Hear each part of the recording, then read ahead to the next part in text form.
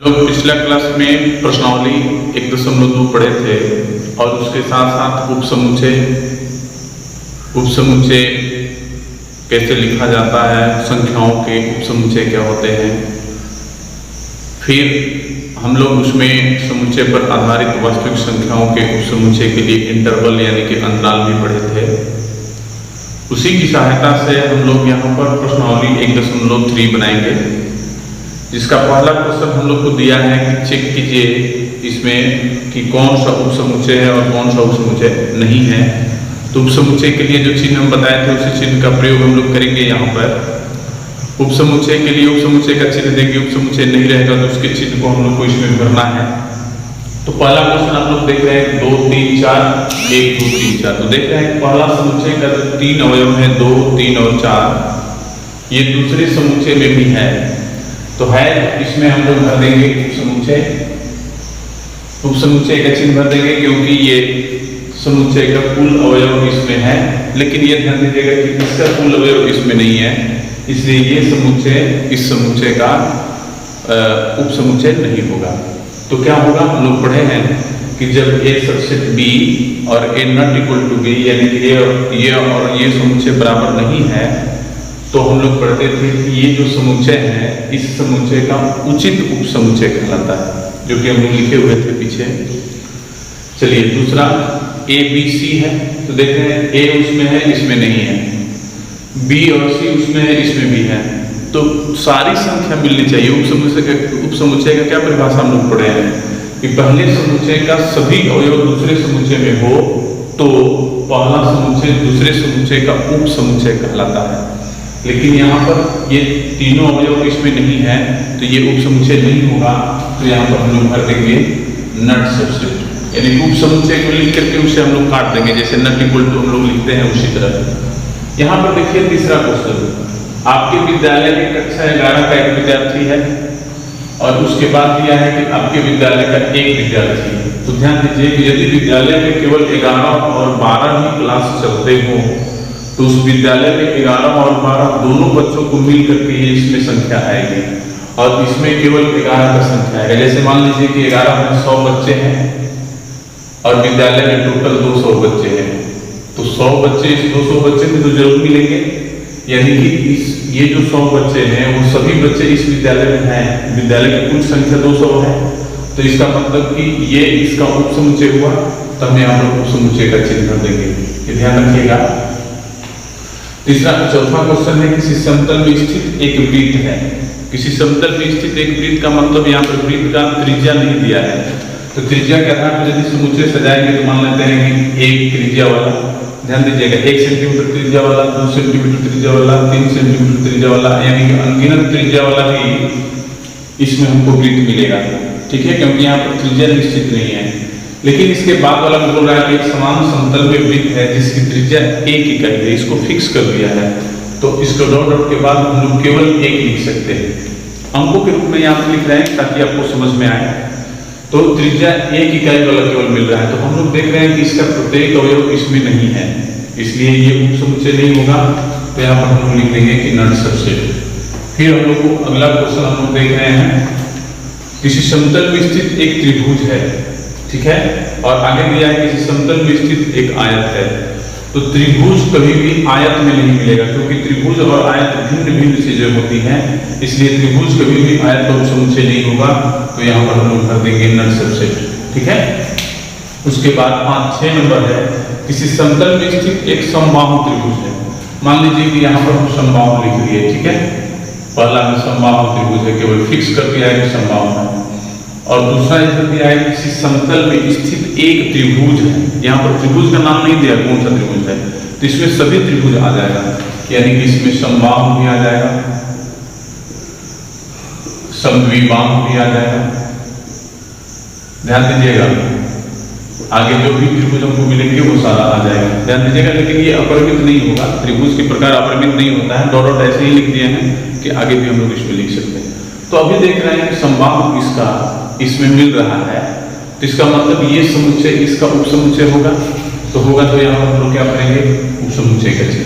ठीक है, तो ये ध्यान रखिएगा आप लोग। उसके बाद दूसरा क्वेश्चन हम लोग देखते हैं, दूसरा क्वेश्चन में हम लोग को चेक करना है कि कौन सा कथन सत्य है और कौन सा कथन असत्य है।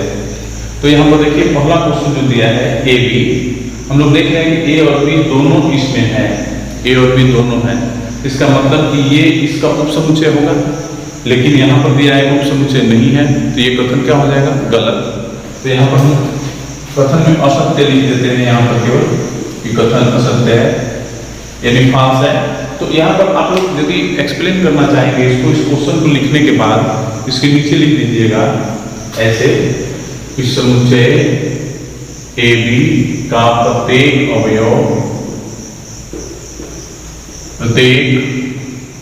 अवयव समुच्चय, अगला समुच्चय देखिए क्या दिया है, समुच्चय बी सी ए में है, ठीक है। इस समुच्चय का प्रत्येक अवयव इस समुच्चय में है, इसलिए यह समुच्चय इसका उप समुच्चय होगा। हम लोग नीचे लिख लेंगे और तब उसके नीचे लिखेंगे कि इसलिए दिया गया कथन असत्य है। तो यहाँ पर हम तो डायरेक्ट आंसर लिख दिए हैं, लेकिन आप लोग ऐसा लिख लीजिएगा जो हम बोले हैं रिकॉर्ड हो ही गया है, उस चीज को सुन करके आप लोग लिख सकते हैं। अगला क्वेश्चन देखिए हमारा क्या है, अगला है दूसरा, ए ई उप समुच्चय है अंग्रेजी वर्णमाला के एक स्वर का। तो ध्यान दीजिए यहाँ पर, ध्यान दीजिए ए ई जो है पहला समुच्चय हमारा मान लीजिए ए ई है और उप समुच्चय दिया है अंग्रेजी वर्णमाला का एक स्वर है। तो स्वर में कौन कौन से आते हैं? ए ई आई ओ यू। तो आप लोग एक काम कीजिएगा, इस क्वेश्चन को लिखने के बाद इसके नीचे या करके इसको लिख दीजिएगा और तब लिखिएगा कि समुच्चय ए ई का प्रत्येक अवयव समुच्चय ए ई आई ओ यू में है, इसलिए समुच्चय ए ई समुच्चय ए ई आई ओ यू का उपसमुच्चय है, और तब उसके नीचे लिखिएगा कि इसलिए कथन सत्य है। तो ये कथन जो होगा वो आपका सत्य हो जाएगा, तो यहाँ पर हम लिख देते हैं सत्य। चलिए तीसरा देखते हैं, 1 2 3 उपसमुच्चय है 1 3 5 का। हम लोग देख रहे हैं कि 1 इसमें है, 2 इसमें है, इसमें नहीं है, 3 इसमें है, इसमें है। तो हम लोग इसके नीचे क्या लिख सकते हैं कि समुच्चय 1 2 3 का अवयव 2 समुच्चय 1 3 5 में नहीं है, इसलिए समुच्चय 1 2 3 समुच्चय 1 3 5 का उपसमुच्चय नहीं है, इसलिए दिया गया कथन असत्य है। हम लोग लिख सकते हैं। तो हम डायरेक्ट आंसर लिख रहे हैं, आप लोग वो लिख लीजिएगा। उसके बाद है क्वेश्चन नंबर 4, यहाँ पर दिया है कि समुच्चय ए जो है वो इसका उपसमुच्चय है। तो उपसमुच्चय तो लिखना आप लोग को पता है, तो ये जो समुच्चय ए होगा इसका उपसमुच्चय होगा, ठीक है, क्योंकि आपका इसका उपसमुच्चय जब लिखिएगा तो 5 मिलेगा, फिर मधुला कोष्ठक में ए मिलेगा, फिर मधुला कोष्ठक में बी मिलेगा, फिर मधुला कोष्ठक में सी मिलेगा, उसके बाद 2 अवयव का भी बनाएंगे, 3 अवयव का भी बनाएंगे, तो उसमें ये हमको प्राप्त हो जाएगा, इसलिए ये कथन सत्य हो जाएगा। तो यहाँ पर हम लिखेंगे सत्य, ठीक है। फिर उसके बाद यहाँ पर बोल रहा है कि समुच्चय ए जो है इसका अवयव है, नहीं, ध्यान दीजिए कि समुच्चय ए जो होगा वो इसका अवयव कब होगा? जब ऐसा होगा, देख लीजिए, जब ऐसा रहेगा तब हम लोग कह सकते हैं कि समुच्चय ए इसका अवयव है। लेकिन यहाँ पर देख रहे हैं कि समुच्चय में दिया है और बोल रहा है कि ये समुच्चय इस समुच्चय का अवयव है, तो नहीं है, क्योंकि इसमें ए जो है वो मझोला कोष्ठक में नहीं है, ए यहाँ पर अवयव है, केवल बिना कोष्ठक है, यानी कि यहाँ पर जो ए है वो समुच्चय में नहीं है, ये जो है वो समुच्चय है। तो ध्यान दीजिएगा समुच्चय इसका अवयव नहीं हो सकता है, इसलिए यहाँ पर हम लिख देंगे असत्य, ठीक है। उसके बाद क्वेश्चन नंबर 6 इसका देखिए, एक संख्या 6 से कम एक प्राकृतिक संख्या है। तो ध्यान दीजिए ये क्वेश्चन हम यहाँ पर लिख रहे हैं, ऊपर लिख रहे हैं संख्या 6 से कम एक प्राकृतिक संख्या है। तो हमको क्या मिलेगा? 6 से कम एक प्राकृतिक संख्या में 1 2 3 4 और 5। फिर उपसमुच्चय दिया है, ये एक प्राकृतिक संख्या है जो संख्या 36 को विभाजित करती है, यानी कि जो संख्या 36 को विभाजित कर देगी सब लिखेंगे। तो लिखेंगे 1 से कट जाएगा 36, 2 से कट जाएगा, 3 से कट जाएगा, 4 से कट जाएगा, 5 से नहीं कटेगा, 6 से कटेगा, 7 से 8 से 9 से कटेगा, 10 11 12 से कटेगा, 13 14 15 16 17 18 उसके बाद 36 लिख रहे हैं। तो हम लोग देख रहे हैं इसमें क्या देख रहे हैं कि 5 इसमें है, इसमें 5 नहीं है, तो उप समुच्चय नहीं होगा, तो नहीं होगा। लेकिन यहाँ पर दिया है कि होगा, तो ये भी कथन असत्य हो गया। तो यहाँ पर हम लोग लिख भी सकते हैं, वैसे ही आप लोग लिख लीजिए जैसे बताया है, वैसे भी आप लोग लिख सकते हैं कि समुच्चय 1 2 3 4 5 का प्रत्येक अवयव समुच्चय 1 2 3 4 6 9 12 18 36 में नहीं है, इसलिए यह समुच्चय उस समुच्चय का उप समुच्चय नहीं है, इसलिए दिया गया कथन असत्य है। तो यहाँ पर हम लोग लिख देंगे दिया गया कथन असत्य है। ठीक है, हम लोग देखेंगे क्वेश्चन नंबर 3 बोर्ड पर लिख चुके हैं। इसमें देखिए एक समुच्चय दिया है और इसी समुच्चय से हम लोग को ये दिखाना है कि सत्य है कि असत्य है, हम लोग को चेक करना है। तो आप लोग सबसे पहले ध्यान दीजिए कि इस जो क्वेश्चन है, इस क्वेश्चन में उप समुच्चयों की संख्या ज्यादा है, 1 2 3 4 5 6 7, यानी कि उप समुच्चयों की संख्या ज्यादा है 11 क्वेश्चन में। तो हम लोग उप समुच्चय इसका लिख लेंगे तो आसानी रहेगा। तो सबसे पहले ये बताइए कि ए में कितने अवयव है, तो ए में कितने अवयव है कैसे गिनेंगे, 1 2 3 4 5, नहीं गलत हो जाएगा, 1 2, इन दोनों को एक ही गिनेंगे क्योंकि समुच्चय के अंदर समुच्चय है तो समुच्चय को एक ही गिना जाता है। तो 1 2 3 4 हुआ, तो इसमें 4 अवयव है, तो हमको उप समुच्चयों में कितने अवयव प्राप्त होंगे, तो ध्यान देना है 2 के पावर 4 कर लीजिए, कितना होगा 16, यानी कि एक उप समुच्चय लिखेंगे तो हम लोग को 16 प्राप्त होगा।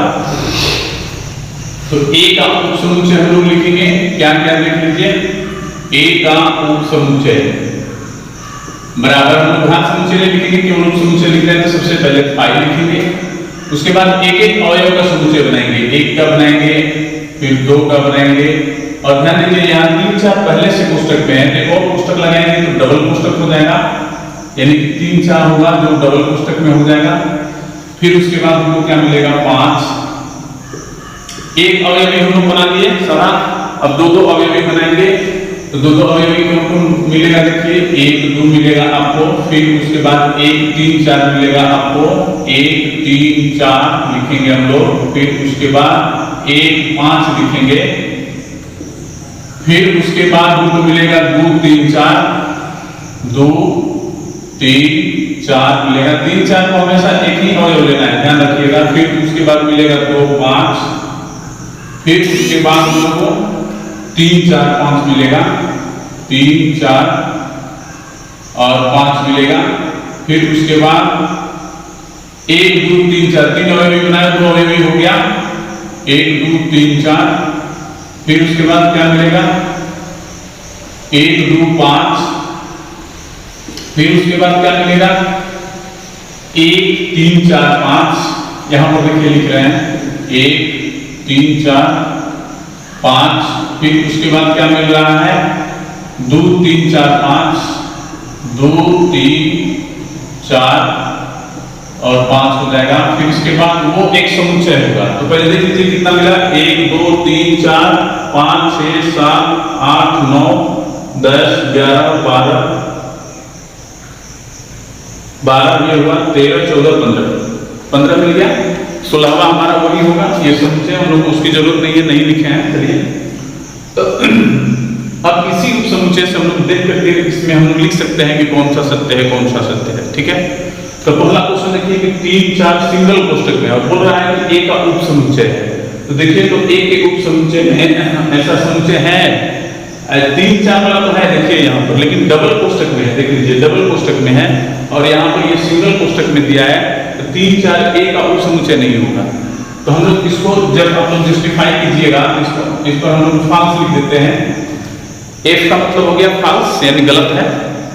इसके नीचे आप लोग लिख सकते हैं कि समुच्चय 3 4 समुच्चय ए का उप समुच्चय नहीं है, इसलिए यह कथन असत्य है। फिर उसके बाद देखिए 3 4 ए का अवयव है, तो हाँ है, 3 4 जो है वो ए का अवयव है, तो यहाँ पर हम लोग लिख देंगे ट्रू। ठीक है, फिर उसके बाद देखिए डबल कोष्टक में 3 4 सबसेट ए यानी कि ए का उप समुच्चय है, देखिए है, तो यहाँ पर हम लोग लिख देंगे ट्रू। फिर उसके बाद देखिए तो एक ए का अवयव है, तो एक ए का अवयव है, तो ये भी हम लोग लिख देंगे ट्रू। फिर उसके बाद एक ए का उप समुच्चय है, तो देखिए एक है उप समुच्चय में लेकिन कोष्टक में, यहाँ पर कोष्टक नहीं दिया है, इसलिए ये क्या हो जाएगा फॉल्स। फिर उसके बाद 1 2 5 एक उप समुच्चय है तो है, देखिए 1 2 5 है इस उप समुच्चय में, इसको हम लोग 2 लिख देंगे। 1 2 5 ए का अवयव है, 1 2 5 समुच्चय में नहीं होगा, ऐसे लिखा होता 1 2 5 एलिमेंट ऑफ ए तो हम लोग इसको सत्य मान लेते हैं, लेकिन यहाँ पर समुच्चय में दिया है क्योंकि इसके अंदर तो समुच्चय है नहीं, समुच्चय तो 3 4 है केवल, तो यहाँ पर भी ये फॉल्स हो जाएगा, ठीक है।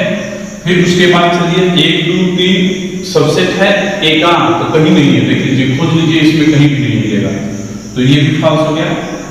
5 अवयव है एकांक, रिक्त समुच्चय किसी भी समुच्चय का अवयव नहीं होता है, तो ये भी फॉल्स हो गया। रिक्त समुच्चय किसी भी समुच्चय का उप समुच्चय होता है, देखिए है भी, तो यहाँ पर हम लोग लिखेंगे ट्रू। और 5 को कोष्टक में दिया है और पूछ रहा है कि ए का सबसेट है, देखिए तो 5 यहाँ पर कोष्टक में नहीं है, तो ये भी नहीं होगा, यानी कि फॉल्स होगा, ठीक है। ये तो आप लोग को समझ में आ रहा होगा।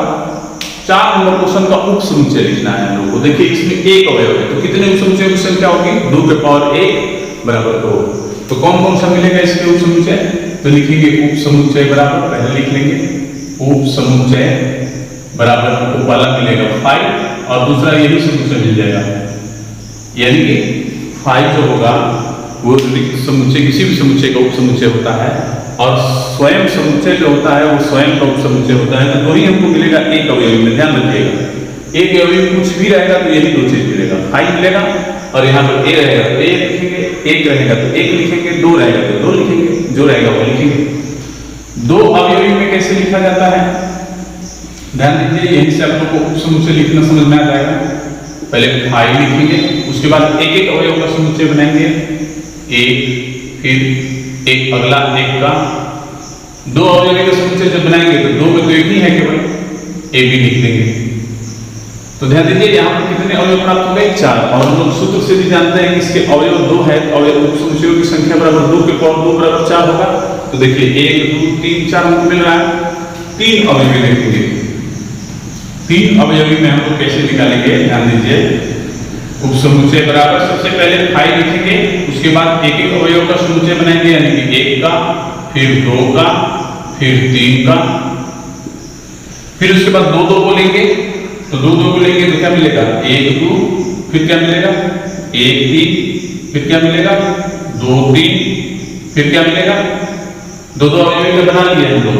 अब 2 अवयवी का कोई भी नहीं मिलेगा, यदि मिलेगा तो इसी तीनों का कोई उल्टा मिलेगा, तो ध्यान दीजिएगा क्रम बदलना भी नहीं है, यानी 2 3 को आप 3 2 लिख लीजिएगा तो दोनों समुच्चय एक ही होगा, इसलिए क्रम भी बदल के हम लोग नहीं लिख सकते हैं क्योंकि समान समुच्चय हो जाएगा। और उप समुच्चय जितना भी हम लोग लिखते हैं सारा भिन्न भिन्न समुच्चय होता है, ये भी याद रखना है। तो यहाँ पर हम 1 2 3 लिख देंगे लास्ट वाला, और देख लेते हैं कितना मिला, 1 2 3 4 5 6 7 8 हमको प्राप्त होना था, 8 हो गया। तो ऐसे उप समुच्चय हम लोग लिखेंगे। इसी तरह 4 वाला का अभी हम आप लोग को दिखाएं, 4 वाला का 16 मिला, 5 वाला भी आप लोग लिख करके रिवाइज कीजिए कि 5 वाला में 32 मिलेगा, तो 32 आपका मिल रहा है कि आप लोग कहीं फंस रहे हैं, उसको बनाइए, रिवाइज कीजिए। और ये भी जो क्वेश्चन है इस टाइप का एक क्वेश्चन आप लोग लिख लीजिए और रिवाइज कीजिए घर पे जरूर। यहाँ पर देखिए 6 का पहला क्वेश्चन, ये जो है सेट बिल्डर फॉर्म में है, इसको हमको अंतराल इंटरवल के रूप में लिखना है। तो ध्यान दीजिए कि ये भी इंटरवल रूप ही है लेकिन सेट बिल्डर फॉर्म में है, और हमको यहाँ पर रोस्टर फॉर्म में लिखना है। तो आप लोग जानते हैं कि यहाँ पर -4 से 6 तक दिया गया है, ये x उसके बीच में है, लेकिन -4 6 हम लोग लिख लेंगे, पहले दोनों बिंदुओं को लिख लेंगे, यानी कि दोनों इंड पॉइंट को हम लोग लिख लेंगे, जो बाएं साइड है और दाहिने साइड है दोनों को लिख लेंगे, बीच में कॉमा का चिन्ह दे देंगे, ध्यान रहेगा। और फिर उसके बाद देखेंगे इधर लेस देन है यानी खुला है तो छोटा कोष्टक, इधर लेस देन के साथ इक्वल टू है यानी कि बंद है तो बड़ा कोष्टक, या इसको आप ऐसा भी लिख सकते हैं -4 6, ठीक है। फिर उसके बाद चलिए यहाँ पे -12 और -10 लिख लीजिए पहले कोमा दे करके, ठीक है। फिर देखिए -12 की तरफ खुला है तो छोटा कोष्टक, -10 की तरफ भी खुला है तो छोटा कोष्टक, इसको ऐसा भी लिख सकते हैं हम लोग -12 -10, ठीक है। फिर उसके बाद तीसरा क्वेश्चन हमारा क्या है, 0 और 7, तो 0 और 7 लिख लीजिए पहले। तो 0 की तरफ देखिए बंद है तो बड़ा कोष्टक, 7 की तरफ खुला है तो छोटा कोष्टक, इसको ऐसे भी हम लोग लिख सकते हैं 0 7 ऐसे कर देंगे, ठीक है। फिर उसके बाद ये अंतराल देखिए, इसमें 3 और 4 है इंड पॉइंट, पहले लिख लीजिए इसको। फिर उसके बाद देखिए 3 की तरफ बंद है तो बड़ा कोष्टक, 4 की तरफ बंद है तो बड़ा कोष्टक हो गया। अब इस क्वेश्चन को हम लोग इस रूप में बदले, अगला क्वेश्चन ये इस रूप में है, हमको इस रूप में बदलना है, ठीक है। तो चलिए पहला क्वेश्चन में हम लोग क्या लिखेंगे, कुछ नहीं, डायरेक्ट लिखेंगे x such that x element of r, ठीक है। उसके बाद ऐसा लिमिट देंगे हम लोग, तो ऐसे लिमिट को पहले रख लीजिए, तो बाएं वाला को बाएं रखिए, 3 less than x less than 0 कर लीजिए, ठीक है। इधर छोटा कोष्टक है, इधर भी छोटा कोष्टक है, तो इसके साथ इक्वल टू नहीं लगेगा, दोनों के साथ हो गया उसका आंसर। फिर उसी तरह दूसरा का x such that x element of r, फिर 6 लिख लीजिए, लेस देन लिख लीजिए, फिर 12 लिख लीजिए। फिर देखिए 6 की तरफ बड़ा कोष्टक है तो इक्वल टू लगा देंगे, 12 की तरफ भी बड़ा कोष्टक है, इक्वल टू लगा देंगे, यहाँ भी, तो हो गया हमारा सेट बिल्डर फॉर्म में हमको मिल गया। उसी तरह यहाँ पर भी लिखना है, तो x such that x element of r, 6 less than x less than 12, तो देखिए यहाँ पर 6 की तरफ छोटा कोष्टक है खुला रहेगा, 12 की तरफ बड़ा कोष्टक है तो बंद हो जाएगा, ठीक है। फिर उसी तरह चौथा क्वेश्चन देखिए क्या है, x such that x element of r, फिर उसके बाद हम लोग क्या लिखेंगे, -23 less than x less than 5, फिर उसके बाद देखेंगे -23 की तरफ बड़ा कोष्टक है, इसको बंद कर देंगे, इधर छोटा कोष्टक है तो वैसा ही रहेगा, यानी खुला हो जाएगा। तो ऐसे क्वेश्चन देख लीजिए हम लोग कितने आसानी से बना रहे हैं, जो हम लोग पीछे थ्योरी पढ़े हैं उसी थ्योरी का प्रयोग करके हम लोग एक्सरसाइज बना रहे हैं। इसलिए आप लोग को जरूर समझ में आ रहा होगा कि थ्योरी कितना महत्वपूर्ण होता है, परिभाषा कितनी महत्वपूर्ण होती है, उसको जानना कितना महत्वपूर्ण होता है। और इस पर आप लोग अपने से क्वेश्चन लिख करके, जैसे मान लीजिए -30 है तो यहाँ पर 5 कर लीजिए, और ऐसे अंक बदल बदल करके ऐसे इसका आप लोग एक आध बार जरूर रिविजन कीजिएगा, ताकि हमेशा के लिए कंठस्थ हो जाए। लेते हैं हम लोग बोर्ड पर लिखे हुए a बराबर 5 दिया है, इसका मतलब क्या हुआ कि a में एक भी अवयव नहीं है, 5 का मतलब क्या हुआ, खाली कोष्टक। यानी कि यदि नंबर ऑफ a लिखते हैं, यानी कि समुच्चय a में अवयवों की संख्या, इसको पढ़ा जाता है नंबर ऑफ सेट्स a, यानी कि सेट a में अवयवों की संख्या। तो यहाँ पर हम लोग देख रहे हैं कि इसमें एक भी अवयव नहीं है, तो कितना अवयव लिखेंगे, शून्य लिखेंगे, यानी कि एक भी अवयव नहीं है तो उसकी संख्या को हम लोग क्या लिखते हैं, शून्य लिखते हैं। तो P A में अवयवों की संख्या पूछ रहा है, P A में अवयवों की संख्या, इसका सूत्र आप लोग को हम लिखवाए हैं, P A में अवयवों की संख्या बराबर 2 के पावर n a लिखवाए हैं, n a, और n a हमारा क्या मिला है, 0, तो 2 के पावर 0 कर देंगे बराबर क्या मिलेगा, 1। यही आपका आंसर होगा। यानी कि यदि समुच्चय आपका रिक्त हो तो उसके उप समुच्चयों की संख्या केवल और केवल 1 मिलेगी, और वो कौन सा होगा, तो 5 का 5 ही होगा। अभी हम लोग देखें क्वेश्चन नंबर 4 में हम लोग 5 चौथा क्वेश्चन को हम लोग क्या लिखे थे, 5 के उप समुच्चय में केवल 5 लिखे थे, तो वही होगा आंसर आपका। चलिए हम लोग क्वेश्चन नंबर 8 देख लेते हैं। इसमें हम लोग को 2 क्वेश्चन दिया है और दोनों के लिए बोल रहा है कि आप यूनिवर्सल सेट क्या लिखेंगे, सार्वत्रिक समुच्चय। तो इस चीज को हम लोग थ्योरी में भी पढ़ा चुके हैं आप लोग को कि संपूर्ण त्रिभुजों का समुच्चय कहाँ मिलेगा, समुच्चयों के त्रिभुज में मिलेगा। तो समुच्चयों के जो त्रिभुजों का समुच्चय होगा, यानी कि set of triangles, all triangles, यानी कि सभी त्रिभुजों का समुच्चय में ही संपूर्ण त्रिभुज का समुच्चय प्राप्त होगा, ठीक है। और समद्विबाहु त्रिभुज भी उसी में मिलेगा, यानी कि सभी त्रिभुजों के समुच्चय में। तो यहाँ पर आप क्या लिख सकते हैं, सभी त्रिभुजों के समुच्चय के लिए सार्वत्रिक समुच्चय लिख लीजिएगा कि सभी त्रिभुजों का समुच्चय, सार्वत्रिक समुच्चय बराबर सभी त्रिभुजों का समुच्चय।